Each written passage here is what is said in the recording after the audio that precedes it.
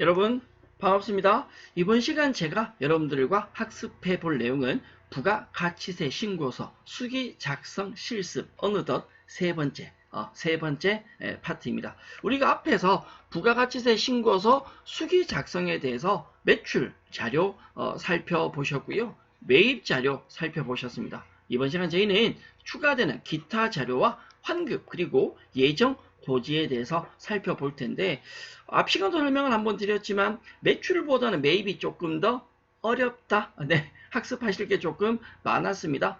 정리 꼭 해 주셔야 되고요. 이번 시간 저희는 기타 자료를 가지고 신고서 수기 작성을 마무리를 할까 합니다. 물론 수기 작성하는 거, 신고서 작성하는 게 이번 시간이 끝은 아닙니다. 뒤쪽에서 예정신고 누락분, 확정신고 누락분을 반영해서 부가가치세, 가산세 작성하는 파트도 있습니다. 그 누락분과 가산세 파트를 제외하고 나면 수기 작성 기본 예제에서는 마지막 시간이다 라고 생각을 해 주시면 되겠네요. 자, 준비되셨다면 출발합니다. 부가가치세 신고서 기타 자료부터 한번 살펴보죠. 우리가 기타라고 얘기할 수 있는 건 대표적으로 두 가지 살펴볼 겁니다. 저희 아이캔 세무 2급 교재 495페이지 내용이고요. 3일전자 기준에서 작업을 한번 해보겠습니다. 우리 회사는 홈택스에서 직접 전자신고를 하였다라고 나와 있습니다. 그리고 2기 예정신고 시에 미환급세액 25만원 있다라고 가정한다고 나와 있는데 하나씩 살펴보죠. 두 가지밖에 안 되니까 후딱 마무리하고 다음 내용으로 넘어가겠습니다. 자, 먼저 정리하고 가실 내용은 뭐냐면 전자신고에 대한 얘기 혹은 가산세에 대한 얘기를 한번 해보고 갈 텐데 물론 우리가 가산세는 뒤쪽에 따로 학습을 할 겁니다. 먼저 챙길 건 부가가치세를 물론 부가가치세뿐만 아니라 소득세도요. 전자신고를 하게 되면 내가 홈택스를 통해서 전자신고를 하게 되면 일정 금액을 부가가치세를 세액을 공제를 해줍니다. 얼마 공제해 주냐? 10,000원을 공제해 주고요. 이 공제되는 금액 10,000원은 여러분들이 잡이익이라는 계정 과목으로 처리를 하셔야 됩니다. 더불어서 내가 뭘 잘못했다 해서 가산세가 발생하게 되면 그 가산세는 세금과 공가로 처리가 되는데요. 보통 세무 2급 자격시험을 준비하면서 아니면 일반적인 세법 관련 수험생들이 자격 준비하는 과정에서 부가가치세에서 제일 많이 어려워하는 부분이 뭐냐면 이 가산세 파트인데요. 가산세 파트는 실제로 문제를 어렵게 만들면 굉장히 어렵습니다. 다만 우리가 풀어야 되는 문제들은 비슷하거나 유사한 내용들이 반복이 되기 때문에 기본적인 개념 정리만 된다면 어렵지 않습니다 라고 얘기 드릴 수 있고 가산세는 향후 영상에서 향후 학습 시간에 따로 만나도록 하겠습니다. 기다리십시오. 네, 기다리면 만날 수 있습니다. 전자신고를 하게 되면 세액공제를 받을 수 있다. 얼마를요? 10,000원을 공제 받을 수 있다 했습니다. 꼭 확인할 것 뭐냐면 부가가치세 전자신고 세액공제 10,000원 받을 수 있는데 요건 확정신고 시에만 가능합니다. 예정신고 시는 안 된다. 예정 때는 안 되고요. 확정 때만 가능합니다. 우리가 부가가치세 신고를 1기와 2기로 나뉘어져 있으니까 확정 때만 되면 1년에 2번 가능하겠네요. 한 번에 10,000원씩이면 20,000원 공제 받을 수 있겠다라는 거고요. 이건 따로 절차가 있는 게 아니라 내가 전자신고를 한다라고 한다라면 부가가치신고서 하단에 18번행에 보면 그 밖의 경감 공제 세액이라는 부분이 있습니다. 이 18번행을 선택을 하시면요. 아래쪽에 칸이 하나 더 열리면서 전자신고, 전자고지, 세액공제라는 부분이 있고 이 부분에 우리가 금액을 10,000원을 입력을 직접 해 주시면 됩니다. 자, 간혹 그런 질문 받습니다. 세액공제 받으려면 세액이 마이너스가 돼야 되니까 금액 앞에 마이너스를 붙여야 됩니까? 라고 묻는 분들이 있는데 아닙니다. 이 칸 자체가 경감 공제세액이죠. 이 란 자체가 이미 마이너스 칸이기 때문에 금액은 마이너스를 붙이지 않고 그냥 10,000원만 작성하면 됩니다. 결론적으로는 내가 전자신고를 한다. 예정이 아니라 확정 때 전자신고한다면 여기에 금액 10,000원을 넣어서 공제받을 수 있고 추가로 공제받고 그 금액을 우리는 자비익으로 처리한다라는 건데 간혹 신고할 때 이걸 빼먹는 분들이 계십니다.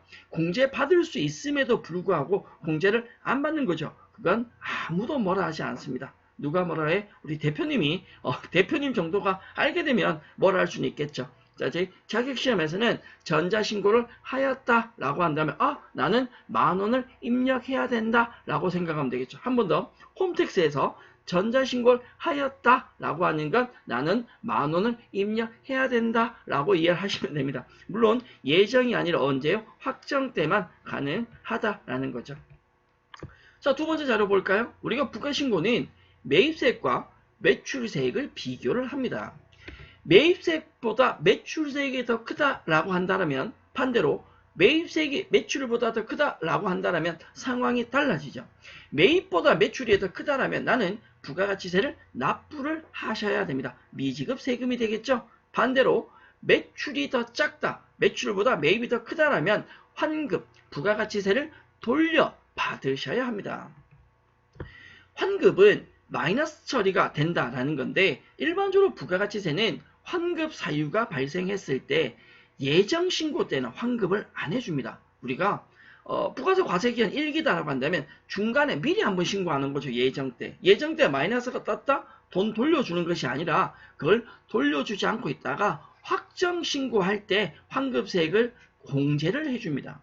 그러면 확정 때 마이너스가 뜨면 어떻게 되냐? 그때 돌려준다라는 거죠. 환급은 잠시 뒤에. 그렇다면 저희 부가신고서에 보면 21번란에 예정신고 미환급세액이라고 있습니다.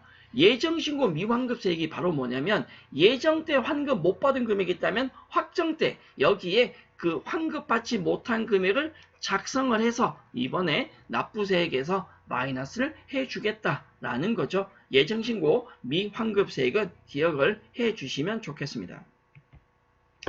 예정신고 미환급세액에 대해서 설명을 드렸고요. 부가가치세, 환급, 그리고 예정 고지까지 마무리를 한번 해볼 텐데 앞에도 설명을 드렸지만 저희 부가가치세 신고서가 있으시다면 하단 그 밖에 경감공제세액의 전자신고인데 여러분들이 하나 알아두실 건 18번행은 선택이 되지 않습니다. 바로 밑에 19번을 선택하셔야 오른쪽에 54번이죠. 전자신고 세액공제란이 있고 여기에 10,000원을 입력해서 부가세를 세액공제 받을 수 있다라는 거고요. 그리고 예정 때 환급받지 못한 금액이 있다면 예정 미환급세액은 21번 란에 만약에 25만원 환급 못 받았다 그러면 25만원을 작성을 이렇게 하셔서 납부세액에서 공제를 받는다라고 생각해 주시면 되겠습니다.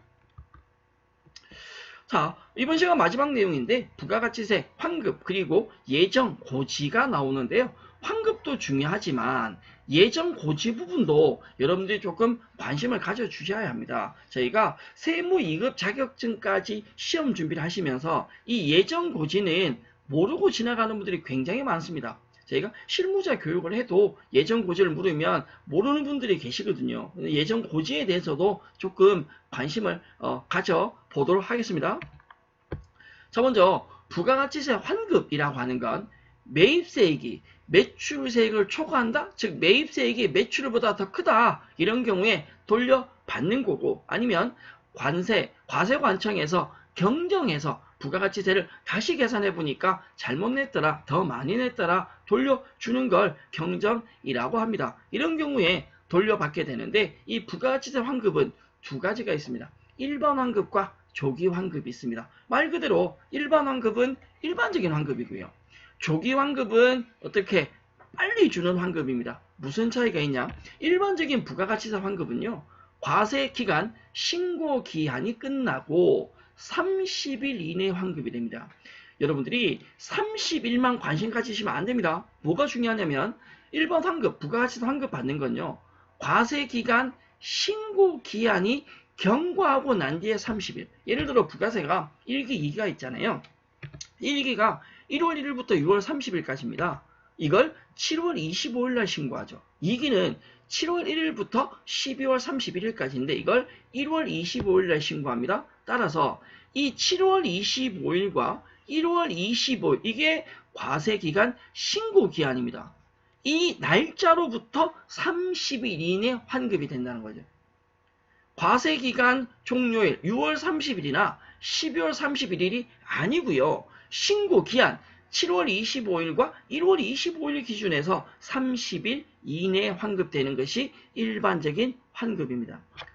예정 때는 제가 분명히 환급 안 되고 예정 신고 때는 안 되고 확정 신고 때만 환급이 된다. 예정 때 환급 못 받은 거 마이너스 뜬 건 확정 신고 때 차감을 해준다라고 했죠. 경정을 통해서 환급 사유를 받게 되는 경우는 과세관청에서 국세청에서 세무서에서 바로 환급 처리가 되기도 하는데 이 부분은 크게 관심을 덜 가지셔도 되지만 요거 두 개는 여러분들이 꼭 챙겨 주시면 좋겠다라고 생각합니다. 자, 1번 환급은 까다로워. 예정 때는 되지도 않아. 확정도 신고기한 끝나고 한 달 이내에 돌려준대. 근데 그것보다 빨리 해주는 게 조기 환급입니다. 조기 환급은요 다 되진 않습니다. 빨리 주니까. 특히죠. 영세율 적용받는 사업장이거나 사업 설비를 신설, 취득, 확장, 증축했을 때 마지막 재무구조 개선 계획을 이행 중인 경우는 조기에 환급을 해줍니다.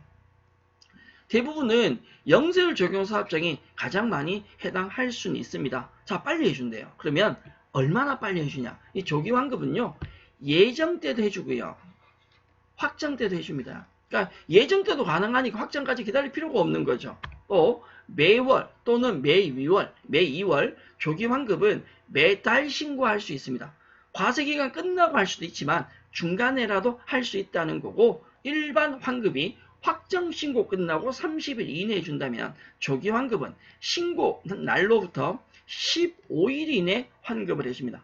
진짜 빨리 해주네요. 예정 때도 해주네요.